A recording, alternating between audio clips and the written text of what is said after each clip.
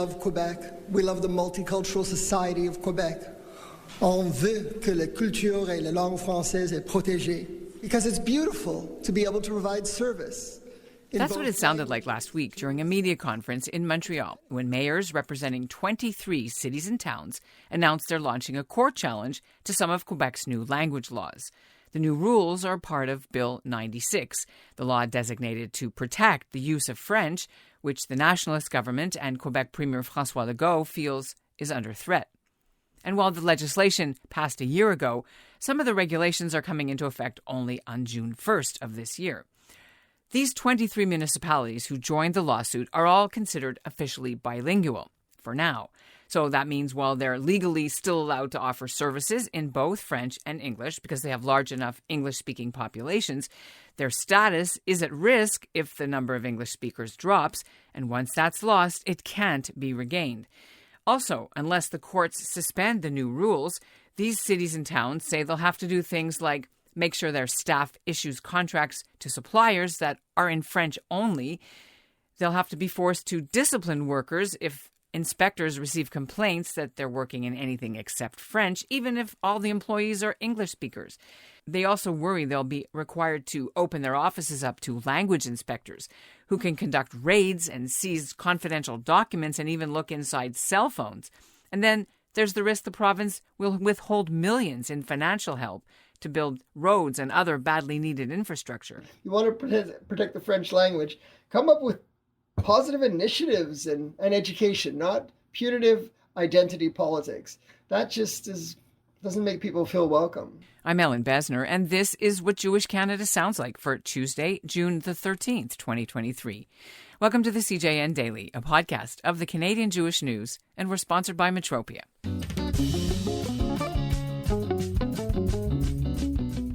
The news conference to unveil the legal challenge was held on Wednesday at Côte Saint-Luc's City Hall. And joining them in the lawsuit are other areas with sizable Anglo and also Jewish populations, such as Dollard, Westmount, and Montreal West. Now, Côte Saint-Luc took the lead on the lawsuit, and in fact, the suburbs already attracted lots of attention for the way it introduced the challenge by trolling the new government rules. It all started when the City of Montreal's phone service and website started restricting access to services for English speakers. Here's some of what that sounded like. Bienvenue à la ville de Montréal. Pour le service en français, faites le 1. For service in English, press 2. In accordance with the Charter of the French language, we will be pleased to provide service in English if you attest in good faith that you are covered by one of the following exceptions. If you are a person declared eligible to receive English education, if you are an Indigenous person, if you are a recently arrived immigrant residing in Quebec for less than 6 months, if you are calling from outside of Quebec, or if you corresponded solely in English with the City of Montreal prior to May 13th, 2021. If you attest in good faith, please press 2. Otherwise, please press 1. So that was the City of Montreal's recording. And now have a listen to Côte Saint-Luc's cheeky response message that it added to its automated telephone answering service. Côte Saint-Luc. Pour continuer en français, appuyez sur 1. If you'd like service in English, press 2. Oh, and by the way, you don't need to show us your grade 3 report card or your family tree going back 10 generations. And you don't have to think you promise anything. This is the city of Côte Saint-Luc, and that's how we roll. So to learn more about the latest lawsuit and what life is like in Quebec under the new regulations, we're joined by the mayor of Côte Saint-Luc, Mitchell Brownstein. Thanks for having me. Maybe you can tell us a little bit about that voice recording and how that whole thing got done. Okay, so people started calling this past week, different numbers, the 311 number in Montreal, and got a voicemail saying you need to either be Indigenous, historic Anglo, or be under one of the categories that would allow you to provide service in English. And if so, you could push 2. Otherwise, push 1 for French. And you need to do an attestation that you have the right to that service. So, my wife called the license bureau and got that message too. And everybody was getting that message and really annoyed Anglophones. And it didn't make a lot of sense. And it certainly doesn't protect the French language. It's just an annoyance that alienates people and makes the Anglophone community feel not welcome. So we were thinking, hey, we were allowed to provide services in English and French, and we should put that on our voicemail message. But we came up with a funnier way of doing it, which got a lot of coverage in the media because it was sort of a satire on what was going on here. Who wrote it? Our communications director, Darryl Levine. It was actually his idea. He's a very strong federalist and a very strong protector of the English language. And it was his idea. You might want to say that you gave them a Zets.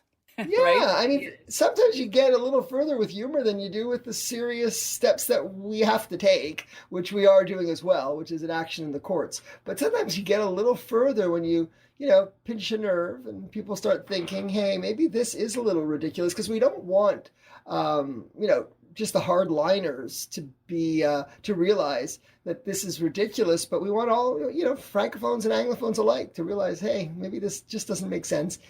What's being done right now really is an effort by the ruling party, the CAQ, to show French Quebecers that, we're better than those that might want to separate. We're doing more, we're doing better in terms of protecting the French language, but it's just for votes. It's not the way that you can really protect the language. If you want French to flourish in this province, you have to do positive initiatives, more education, like people when they get to Israel, how they're welcomed and before long, they speak Hebrew wherever they come from, right? Okay, speaking about Côte Saint-Luc specifically, it is not the largest of the municipalities that are bilingual, but it's got a lot of Jewish people, mostly seniors and others. I guess maybe you can help describe who it is that's really impacted by these new changes. Well, everybody's concerned, because it's not only, it's great that if you live in Côte Saint-Luc, you'll be able to get services in English and French, but people just don't live in their city. They move out of the border of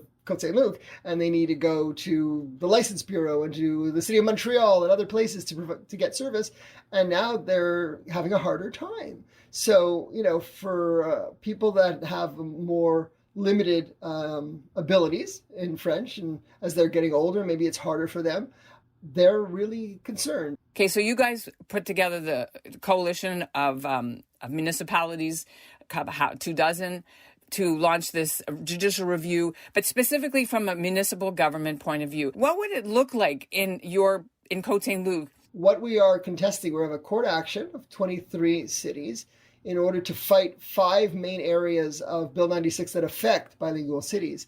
And those include communications, having to put our contracts into French only. And if you make an English translation, it has no legal effect. So there's one city, for example, that's part of our lawsuit, who has about 700 residents that are 99% Anglophone. And the person that picks up the garbage, delivers the mail is Anglophone. Now, all the contracts that they have to do with these providers who are Anglophone have to be done in French, and they're 99% Anglophone. It doesn't make sense. There's also the requirement that every 5 years when there's a census, we have to pass a resolution to maintain our bilingual status. If we don't do that, we lose it automatically. And what happens if the letter comes in to some small town and it gets misplaced? They don't notice it. This time around, we made an effort in Côte Saint-Luc of calling all the bilingual cities and making sure, did you pass your resolutions? And there was one case where the mayor said, I don't know if we ever got that notice. And then they saw it was misfiled. The more serious ones are the illegal search and seizure, or the search and seizure of anything they want without notice. So a disgruntled employee can make a complaint to the OQLF officer, inspector, and then the inspector can come into your city and not just look at your documents. They could seize your smartphone, your computer, look into all your intellectual property. And that's more of an inspection than the police have in a criminal case. It's unreasonable, and it's against the Access to Information Act in Quebec, never mind the charters, to be able to have that level of inspection without warrant, without notice, by an anonymous complaint. So that is really serious, and it doesn't only affect bilingual cities, it affects all cities and businesses. So that's a key one that we hope that is annulled. And the other one that's of great concern is there's the punitive damages that the Bill 96 allows the minister to take away our grants if we're found by an inspection to be in breach of something in Bill 96. And we rely on that money. It's millions and millions of dollars, and we rely on it for our infrastructure and to run our cities. There's also discipline against employees that is required. So you need to discipline your employees if they don't speak exemplary French. Now, let's say an inspector comes in and determines we're not doing that. We could lose grants. I mean, it's out of control. I don't know if you must have heard that on Friday, the minister responsible is supposed to be making a statement about the reaction to your lawsuit. Have you heard about that? Yeah, that will be. What are you hoping he's going to say? Probably what they've said about all the other lawsuits, that, people have the right to go to court, and we'll see what the judge decides. But in the meantime, will they make changes? I'm guessing they might make some changes with respect to the notice on their websites and their voicemail, because that just is ridiculous, and I think it's going to make them look foolish in the international community. But in terms of the other more serious issues that we're dealing with, I think they'll wait for the courts to decide, unless it's getting really close and their lawyers, close to Judgment Day, and their lawyers are telling them we're going to lose in certain areas. So maybe we should change this. It doesn't look good, but we're going to have to wait and see. Are you having any feedback about these new rules that came into effect and your challenges? I'm getting pretty good feedback from most people, Francophone and Anglophone, because, Côte Saint-Luc is a very welcoming community, and we have people of different sexual orientations, religions, and language. And in order to provide the best service to all of them, we want to be able to provide it in their language, English and French, and another language if we have an employee that can provide it. Now, I remember one of our old city managers who was Francophone wrote me the other day saying, I'm very proud to have once been associated with the city of Côte Saint-Luc. So it's not only, and that was in respect to, I think, the voicemail message. It's not only Anglophones that are pleased, because I think a lot of people who live in Quebec are not hardliners and are not trying to prove that, for political reasons. Most people are, general.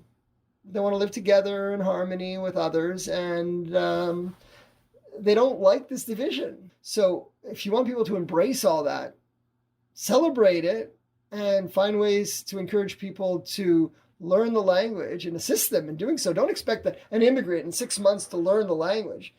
Help him or her to learn that language in the time that it takes, and take it step by step. I think, they've done enough in terms of immigrants having to go to French school. I mean, if you look at the immigrants that have come here in recent years, in the last 10, 20 years for sure, their children are perfectly bilingual or French. Their French is perfect, that's for sure.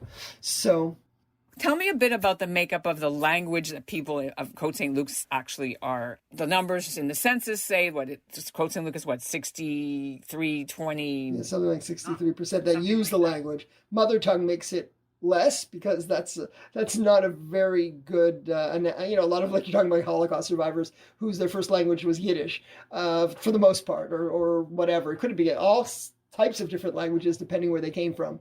They still consider themselves Anglophone, and that's the language they've been using for so many years. But yeah, the language used in Côte Saint-Luc is about 63% English. And just to make sure I understand, it's about how many people live in the municipality below 50%, then it's jeopardized, but you guys are 60 whatever, so you're okay. It doesn't work like that. It's mother tongue. So based on their census and who speaks mother tongue English, we are below 50%. I forget the exact number, I think 47 or something, mother tongue. They don't ask if your first language is English. They ask if your mother tongue at birth was English. So if you were born speaking Yiddish, Russian, Ukrainian, you're not mother tongue English. They changed the wording this last census. Okay, so how does that impact you then? So I didn't realize that. So 63 doesn't count. 63 does not count. That's why 48 municipalities are below 50% mother tongue, and they had to pass resolutions in order to maintain their bilingual status. Under Bill 96, bilingual status is grandfathered, so anybody who got it can keep it if they pass a resolution when mother tongue is below 50% every 5 years when the census comes out. So it doesn't matter if you this is taxpayer funded. It wasn't a philanthropist who donated the money or whatever, no? At this stage, it's all done based on about between 50 cents to $1 of taxes per resident. We're trying to do it on that basis. Now, if it goes on for a long time and goes to the Supreme Court of Canada, we may go to some big donors and create a fund. And if you win, you'll get all your costs back. So there you go. We're going to, the reality is this is what's left. There's about 5 or 6 court challenges, and there'll probably be more. And this is what we got to do in a free and democratic society. We have to use the courts. We have to all respect the law as it exists today. But we have to change the law with the help of the courts if we're in the right. And that's what all these court cases are about. For their part, Quebec's minister responsible for the French language laws, Jean-François Roberge, told reporters on Friday his government is willing to make some adjustments to the laws or even suspend some of the provisions unless the courts force the issue, which is what's happened already with several other court challenges against Bill 96 that have been winding their way through the Quebec judicial system. And that's what Jewish Canada sounds like for this episode of the CJN Daily, sponsored by Metropia, Integrity, Community, Quality, and Customer Care. Today's listener shout-out goes to Melissa Rakin of Toronto. And before we end, just a quick note that you should check out my story on the CJN website. It's a print story about Israel's former Prime Minister, Naftali Bennett, who's set to speak Wednesday in Toronto. But the conditions of our interview were that it was just for a print story, not for broadcast. And he wouldn't tell me why he wanted to keep a lower profile, but now we've probably figured it out. It has to do with some pro-Palestinian groups going to court to have him banned from entering Canada because they say he's a war criminal for how he treated Palestinians. So please read the story. The link is in our show notes. And we'll end the podcast with a little bit of Montreal actor and comedian Nir Gazinski's latest take on the Bill 96 language rules. Thanks for listening to the CJN Daily. Bonjour, aïe! Ah, non, Chris, pas de aïe. Bonjour. Pour le service en français, faites le 1. Pour l'anglais, for the English, là, yes. Ben, send proof you can get the English service, or that you are immigration in less than 6 mois. Me? En tout cas, là, on te transfère automatiquement anyway en français, là.